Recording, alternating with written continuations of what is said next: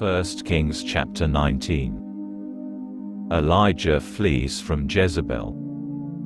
Achab told Jezebel everything Eliyahu had done and how he had put all the prophets to the sword. Then Jezebel sent a messenger to say to Eliyahu, "May the gods do terrible things to me and worse ones besides if by this time tomorrow I haven't taken your life, just as you took theirs." On seeing that, he got up and fled for his life. When he arrived in Beersheba, in Yehudah, he left his servant there. Elijah requests to die. But he himself went a day farther into the desert, until he came to a broom tree. He sat down under it and prayed for his own death. "Enough," he said. "Now, Adonai, take my life. I'm no better than my ancestors." Then he lay down under the broom tree and went to sleep. Suddenly, an angel touched him and said to him, "Get up and eat." He looked, and there by his head was a cake baked on the hot stones and a jug of water. He ate and drank, then lay down again. The angel came again, a second time, touched him and said, "Get up and eat, or the journey will be too much for you." He got up, ate and drank, and, on the strength of that meal, traveled 40 days and nights until he reached Horeb, the mountain of God. Elijah has self-pity. There he went into a cave and spent the night. Then the word of Adonai came to him. He said to him, "What are you doing here, Eliyahu?"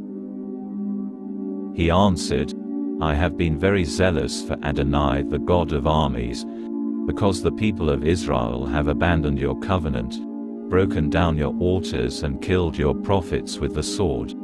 Now I'm the only one left, and they're coming after me to kill me too." He said, "Go outside, and stand on the mountain before Adonai," and right then and there, Adonai went past.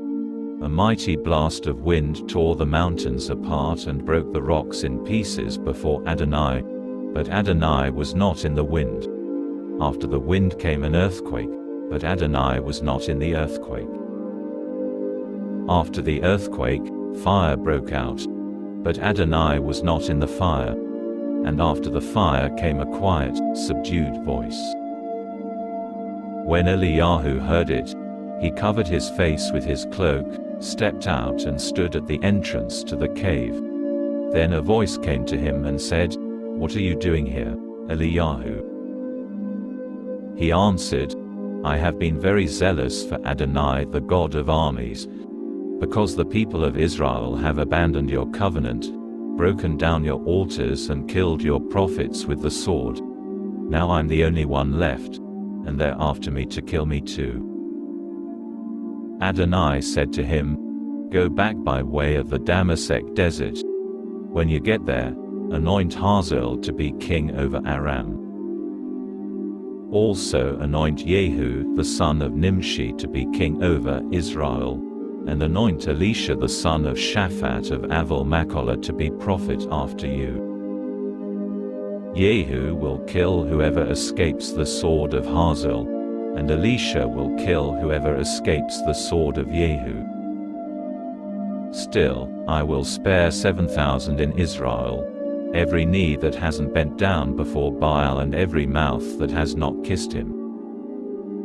Elisha is called. So he left and found Elisha the son of Shaphat. He was plowing with 12 yoke of oxen. He himself was behind the 12th. Eliyahu went over to him and threw his cloak on him. He left the oxen, ran after Eliyahu and said, "Please let me kiss my father and mother goodbye. Then I will follow you." He answered, "Go, but return, because of what I did to you."